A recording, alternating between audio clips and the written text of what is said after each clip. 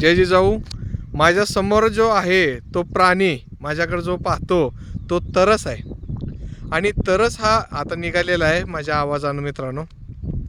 तरस हा प्राणी निसर्गात एक कुजलेल्या आणि मृत स्वरूपाच्या वस्तू प्राण्याचं सांगाड खात असतो. आणि हा प्राणी आजपर्यंत आमच्या भागामध्ये आहे का 4 ते 5 वर्ष झालं कधीसुद्धा कुणावर हल्ला केलेला नाही. माझ्या आवाजानं तो पळून गेलेला आहे मित्रांनो. आणि मी त्याचं जरा थोडी माहिती घेतली की त्याला वाघ, सिंह, चित्ता सुद्धा मारू शकत नाही. त्याचं कारण एक आहे मित्रांनो. वाघ, सिंह, चित्ता, बिबट्या ही जी प्राणी असतात ते प्राणी मांस खात असतात. आणि हा जो तरस आहे हा मांस खात नाही, हा हाडं बी खात असतो. जर आता उदाहरणार्थ त्या मांसाचा तुकडा जर 400 ह्यानं जर ते तोडत असेल, लचका घेत असेल, तर हा 1200नं लचका घेत असतो. आणि हा 1200च्या लचक्यामध्ये हाडंसुद्धा बुकणं होतात. जर बिबट्या असेल, वाघ असेल, सिंह असेल तर त्यांच्यात एवढी ताकद नाही की ह्याचा मुकाबला करायची. तर ह्याचा जो मुकाबला आता तो निघून गेलाय माझ्या मोठ्या बोलण्यानं आवाजानं मित्रांनो. या भागा म्हणजे त्याचं 1200नं जर तोडून लचका घेतला तर वाघाची सुद्धा हाडं असे मोडून जातात. म्हणून तरच ह्या प्राण्याला वाघ, सिंह, बिबट्या, लांडगा हा प्राणी हल्ला करत नाही. हे मात्र प्राणी भक्षक प्राण्याचे शिकार करतात, पण त्याचं मांस खातात, रक्त पितात. हा मेलेल्या जनावरांवर हल्ला खातो. आणि वैशिष्ट्य एक आहे आम्हाला एक जाणवलं, 5 ते 6 किलोमीटरवर जर प्राणी मारला असेल तर त्याला वास जातो मित्रांनो.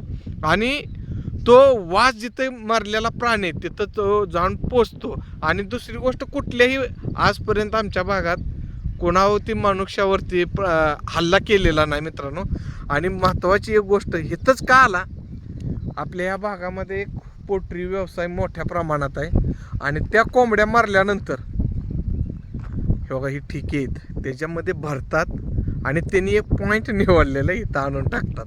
आता तो जे आलेला होता तो समोर जे ठिकं दिसते ना त्या ठिक्यामध्ये कदाचित कोंबड्या असू शकतात. पण तो माझ्या आवाजानं माझ्याकडे बघत होता आणि माझ्या आवाजानं तो निघून गेलेला आहे. इथं मोठ्या प्रमाणात मृत स्वरूपाच्या कोंबड्या असतात पोल्ट्रीतल्या, ते खाण्यासाठी येतात. साधारणपणे इथं 5 ते 6 तरसांची संख्या आहे. पण मनुष्यावर कधी हल्ला केलेला नाही मित्रांनो.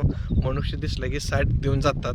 गाडी जर अगदी आपण जवळून जर चाललो तर तो साईडनं जाऊन आपल्याकडं पाहतो आणि त्याच्या दिशेनं तो निघून जातो. म्हणून त्रासाला तरच ह्या प्राण्याला भिवू नका मित्रांनो. अतिशय चांगला आहे. आणि तो मृत झालेले जनावर, मेलेल्या जनावराचंच मांस खातो, कुजलेल्या मांस खातो.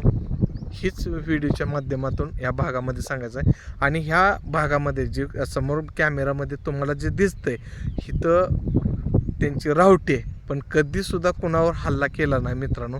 इथं ह्याच टायमाला जर तुम्ही आला, आता हेच लोकेशन तुम्हाला माहीत असेल, आता जास्त हे लोकेशन सांगणं योग्य नाही मित्रांनो.